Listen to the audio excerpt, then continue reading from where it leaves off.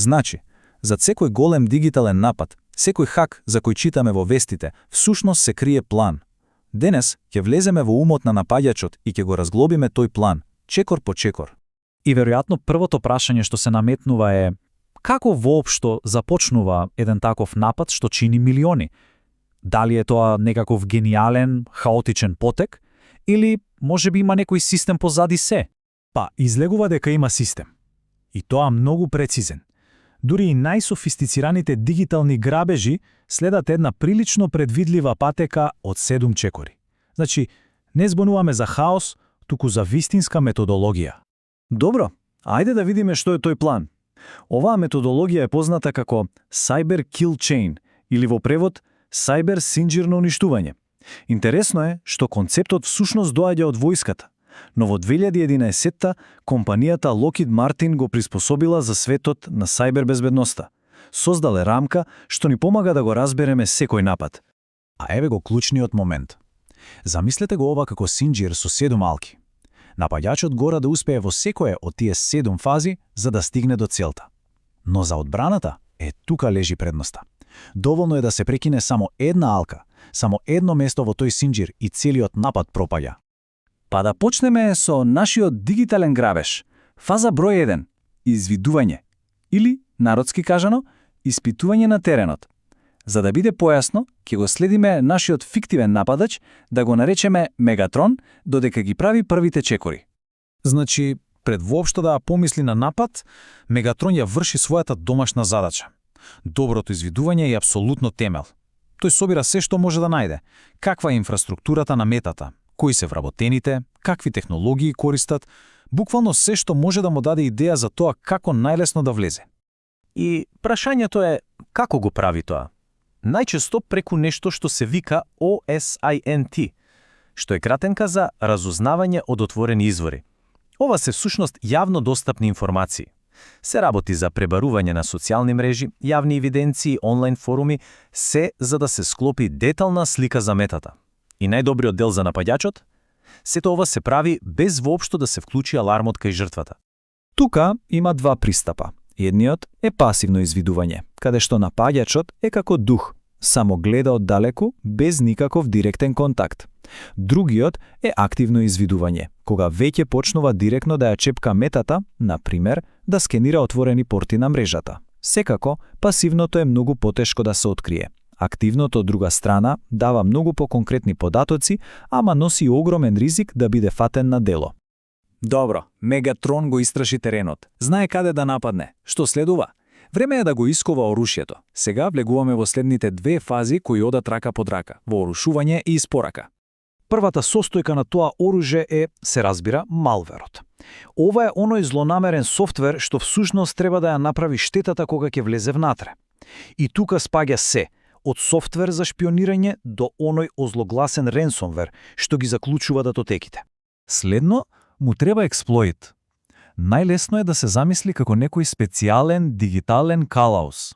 Тоа е парче код што знае точно која е слабата точка, која е ранливоста на системот и ја користи токму неа за да ја отвори вратата. И на крај го имаме payloadот. Ако експлоитот е калаузот што ја отвора вратата, payloadот е она што се внесува внатре за да го изврши грабежот. Тоа е вистинската команда.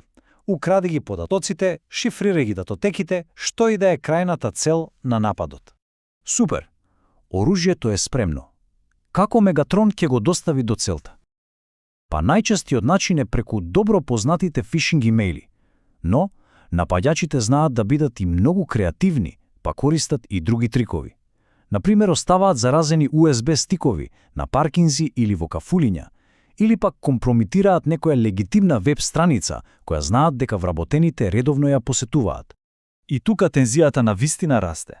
Доаѓаме до моментот на вистината, самата инфилтрација. Овде имаме две клучни фази. Прво, експлоатација, моментот кога оружјето се активира, а веднаш потоа инсталација, со која напаѓачот си обезбедува траен пристап. Значи, овие две фази се како 1-2 удар. Прво, со експлоатацијата, нападачот ја пробива бравата и ја отвора вратата, но тоа не е доволно. Веднаш потоа со инсталацијата, тој практично ја остава таа врата подотворена, за да може да се врати кога и да посака. А зошто е ова толку важно? Па, затоа што првиот влез лесно може да се затвори. Системот може да се рестартира, некој може да го открие. Со инсталирање на постојана задна врата, Мегатрон си осигурува дека има свој таен влез. Дури ако го откријат, ја заклучат главната врата, тој секогаш го има тој скриен клуч по чергичето. И еве сме, стигнавме до кулминацијата на целиот грабеж. Мегатрон е внатре, има контрола и сега е време да го земе она пошто дошол. Првиот чекор, откако е внатре, воспоставува нешто што се вика команден и контролен канал, или скратено C2. Замислете го тоа како невидлива нишка што го поврзува со компромитираниот компјутер. Преку таа нишка тој може да дава команди од далечина. Инфицираниот компјутер постојано се јавува кај неговиот сервер, чекајќи нови инструкции. И најчесто целиот тој разговор е маскиран да изгледа како обичен, нормален интернет сообраќај. И со таа контрола што прави? Сега почнува вистинскиот грабеж. Напаѓачот почнува да краде лозинки и акредитиви за да може да се движи низ мрежата уште послободно. Потоа почнува со латерално движење, скока од еден компјутер на друг, барајќи ги крунските дијаманти, највредните податоци. Кога ќе ги најде, ги собира и тивко ги излекува надвор од мрежата.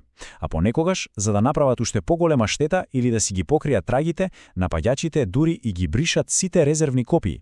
Тогаш закрепнувањето станува речи си невозможно.